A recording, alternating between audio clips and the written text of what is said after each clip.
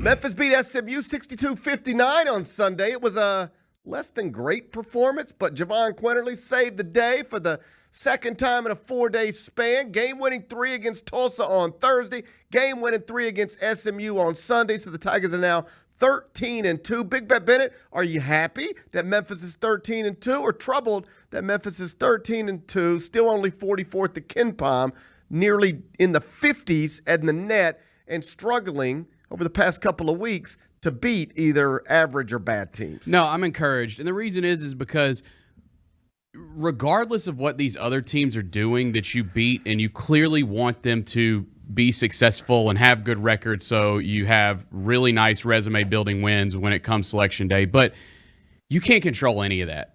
All you can control is winning the games that are in front of you right now. You've done what you had to do. You got to win the games that are in front of you. That's what they're doing. And I don't care how they do it at this point, because when I look around college basketball, and you know this, you see good teams losing to bad teams all the time, every single day. And so I don't care how they win, as long as they're winning these games, cool with me. I can watch that game yesterday and go, if they keep playing to the level of their competition, or if this really is what they are now because they've added a piece, they've lost a piece. If this is what they are, then they're going to slide the wrong direction over the next couple of months. But I can also then set it aside and go, but hey, they're 13-2, and I ain't going to get too stressed out about a victory over SMU, about a quad 2 victory, when this weekend we saw very good college basketball teams take blowout losses, take quad 2 losses, take quad 3 losses.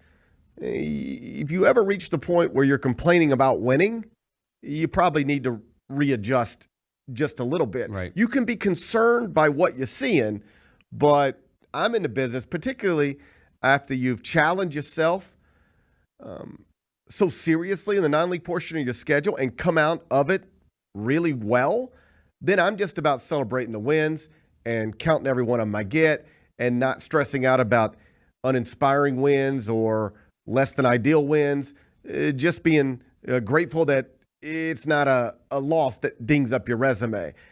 Close wins are not going to be something that selection committee holds against you on Selection Sunday when it comes to seeding. They're not going to say, yeah, we had to put Memphis down in that 8-9 game because they just had – I've never heard a committee member say this because they had too many close wins. Right. That is actually typically considered a positive, even close wins against bad teams, because what people will look at and pull from it is, man, they just figured out. Mm-hmm. You know, they just – in the final minutes, they're always in these fights they shouldn't be in, but they figure it out. Like Marquette last season won a lot of close games, and that was considered a compliment to them. Nobody ever said, yeah, but why are they in all these close games against these inferior teams? It was just like, man, they figured out when they need to figure it out. That's where I kind of am with Memphis, and that's the way the selection committee would interpret these close wins. They would call them a positive more than a negative. But the trick is you got to keep winning them if you're going to be in them. So it's better not to be in them, particularly against bad teams. And not that SMU is bad, but you don't want to be down double digits the way you were down to them for much of that game yesterday. But again, a win is a win. Quinterly hit the big shot. It was almost just like a poor man's James Harden. Like, hey, just dribble as many times as you want. When you get enough space, launch the shot. Let's see if we can win this thing. That's what he did. He made it. Like, that's a bad possession if the shot doesn't go in. For sure, because you know where that was going the whole way, right? It wasn't even like, hey, let's go get you a ball screen. Yeah. Or, you know, it was like, hey, let's give it up and get it back. It was like just, hey, we're going to – I'm exaggerating, but it was almost like dribble as many times as you want. When you get space, shoot it, and we'll make it and get out of here with a win, or we'll miss it and we'll go play overtime. But that's what we're doing right here.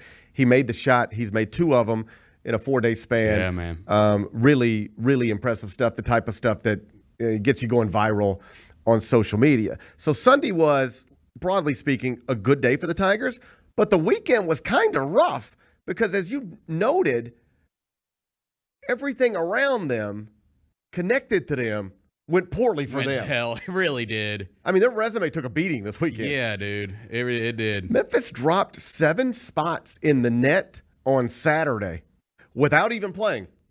Didn't even play. That's how bad the teams on Memphis' schedule to date performed on Saturday. The Tigers right now have 7 wins in the first 2 quadrants. Just for some context, only Purdue has more. Okay. And Purdue good. is ranked number 1 in the country. Number 1 in the top 25 and 1 for now the 22nd consecutive day. Memphis has beaten Missouri on the road, VCU on the road, Texas A&M on the road, Michigan on a neutral, Clemson at home, Virginia at home, SMU at home. This weekend, you ready for this? Okay. Missouri lost at home to Georgia as a 4.5-point favorite. VCU lost at home to George Mason as an 11.5-point favorite. Throwback. Texas A&M lost at home to LSU as an 11.5-point favorite. Clemson lost at home to North Carolina as a 2.5-point favorite, and Virginia lost at NC State as a slight underdog. In other words, 4 of the teams, and this ain't even counting SMU, but 4 of the teams that are responsible for 4 of the Tigers' best 7 wins, according to the quadrant system, lost at home as favorites this weekend. And then there's Arkansas, which was a quad 2 win for the Tigers, but isn't anymore because the Razorbacks lost by 32 at home to Auburn and fell to 102nd in the net. So that's not quad 2 anymore. A neutral court win over a top 100 team, that's quad 2. Neutral court win over sub 100 team, that's quad 3. And Arkansas is now sub 100. So on Saturday, Memphis fell 7 spots in the net and lost a Q2 win over Arkansas, more or less because of the way Missouri, VCU, Texas A&M, Clemson, and Virginia performed. Plus, Ole Miss and Villanova, the 2 teams that have beat you, they didn't help you either. Right. Ole Miss got its brains beat out in Knoxville by 26 against the Vols, and Villanova lost by 10 at home to St. John's. So it was just and you're right, there's nothing you can do about that. You play the games, and then you hope that Texas A&M goes on to win the SEC. Or you hope that Clemson goes on to win the ACC, or Virginia goes on to win the ACC, or Arkansas goes on to win the SEC. As of this moment, it looks like none of that is happening. Yep. So it also puts me in a kind of a tough place with the top 25 and 1. Because there was a time, just like a few weeks ago, where Memphis has got this resume, and you start looking at it, and you go, okay, that's a neutral court over Michigan. Oh, that's a neutral over Arkansas. Ooh, that's a road at Missouri. There's some, and it's like, okay, well, and then the teams ahead of them keep losing to inferior teams, and Memphis is beating all these inferior teams, so you keep moving Memphis up. Next thing you know, you got Memphis, I got them 6th in the top 25 and 1. But the resume, if you look at it today, it don't match up to it. You can focus on, and this is what I'll do. You just keep going. I'll just keep saying this. They have 7 wins in the first 2 quadrants. Only Purdue has more. What's the problem, right? People will point out the poor computer numbers and then point out, but okay, they got 7 wins in the first 2 quadrants. Tell me about the great one. And that's when I don't have anything else to say. Because even the ones that look like they might be great, like every big win that Memphis has so far, looks less good now than it looked when it happened. And the Memphis losses, I think on some level, look less good now than they looked when they happened. So when you look at Memphis's resume right now, you probably go, that's not the 6th best resume in the country, even if it made sense to push Memphis up in the rankings as it was happening. But what do I do then? Do I just drop Memphis down to 16? No. Even on a winning streak?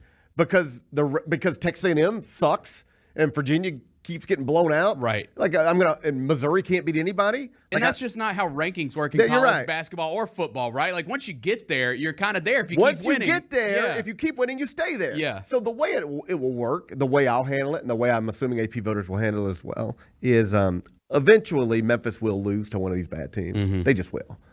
And the punishment is severe. You get one of those. You lose to UTSA, man. That's right. It's like, oh, Memphis is 6th in the top 25 and 1. Oh, Memphis just lost to UTSA. Sure. Now Memphis is 22nd in the top 25 and 1. Like, that's the way this stuff will work. You'll readjust when it's time to readjust, and you'll say, well, look, they're not playing the same way. They lost Caleb Mills.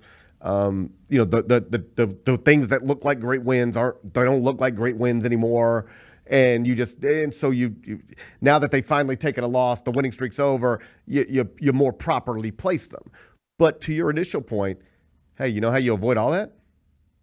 To keep winning. Don't lose. Don't lose. Don't lose to the bad teams. That's hard to do. Harder than most people think.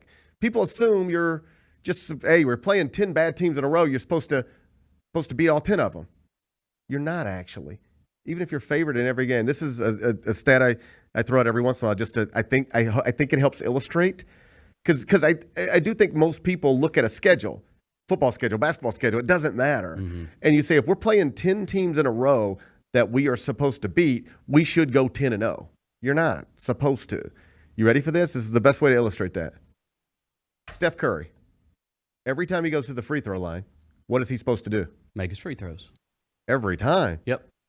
If you had $1,000 in your pocket and somebody wanted to bet you, Steph's going to take 10 free throws. Bet you $100 a free throw. Make it, you win. Miss it, they win. You're going to make that bet every time, aren't you? Every time. It's going to be the most profitable thing you could do. But you ready for this? He's still going to miss 1 out of every 10. Mm-hmm. He just is, right? So if you can acknowledge, and all you got to do is just go to CBSSports.com, click on Steph Curry, look at his free throw percentage. If you can acknowledge more or less 1 out of every 10, he's just going to miss it, then that should help you understand that even if you're supposed to win 10 straight games as a favorite, that's what it looks like, you're going to slip up somewhere.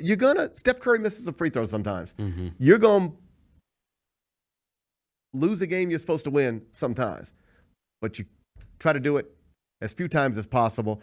Put it off as long as you can. For now, Memphis has a winning streak. Memphis has a high ranking. We'll worry about the struggles another day. The Gary Parrish Show, live weekdays at 10 a.m. on YouTube at Grind City Media and the official Grind City Media app.